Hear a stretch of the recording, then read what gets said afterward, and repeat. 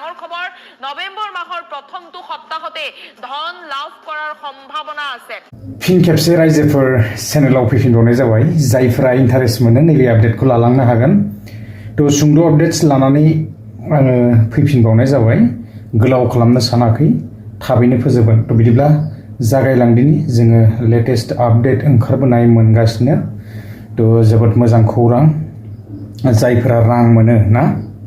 बा मोननो गोनां दङ थ' जोबोद मोजांनि खौरां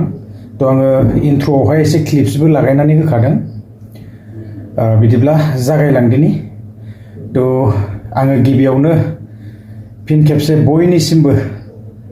दिवालीनि उइसखौ जासिहरनाय थाबाय थ' रंजादो आरो बयबो इन्जय खालामदो आरोना थ' बिदिब्ला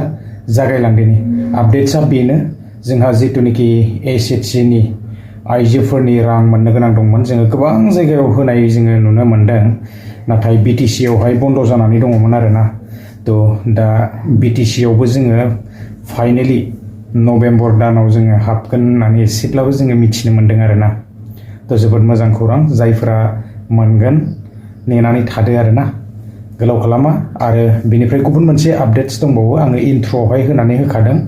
जितुनिखि PM किसान थ' PM किसाना एसे माने गुलुं गुजुं जागासिनो दं माने माखासे मोनब्रैसो जायगायावहाय हाबबाय बाहेराव थ' बेबायदिनो जम्मु काश्मीरनिफ्राय लानानै पान्जाब बायदिसिना बेबायदि जायगाफोरावहाय हाबनायखौ जोङो मिथिनो मोन्दों नाथाय बिसोरहा एसे माने खथि जादोंमोन जेरावनाखि दैबाना जादोंमोन थ' बिनिखायनो बिसोरनियाव हाबग्रोदों थ' बेखायनो जोंनियावबो एसे माने हावाया फैनानै एसे गुलुं गुजुं खालामबाय आरोना दा जियानो हक जोंबो मोननो थांगासिनो दङ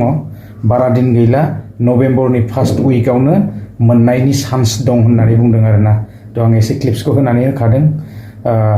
नेनानै थानोसै आरोना दासिमबो माने FTO प्रसिडआबो इएस जाखायाखै थ' सम दंबावो नाथाय जोङो नामफोरखौ चेक खालामनानै लानो हायो गुगोल्सआवनो आरोना थ' बिदिब्ला गोलाव खालामला चेक खालामनानै लादो सोर सोरना नाम दङ मोनगोन आरो EKYCखौ जोङो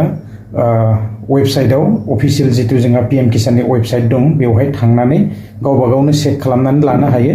नाथाय आवगोलाव जायफोरा मारिदोंमोन EKYC आंनि मिथिनायाव फ्रायनानो अलरेडि दान जानानै दंखायो आरोना थ' आरो गोदान होफिननांला जायफोरना आरो अलरेडि दान जाखाबाय टेनसन गैला आरोना थ' बिदिब्ला आङो गोलाव खालामनो सानाखै भिडिअआ बेसेखिनियानोमोन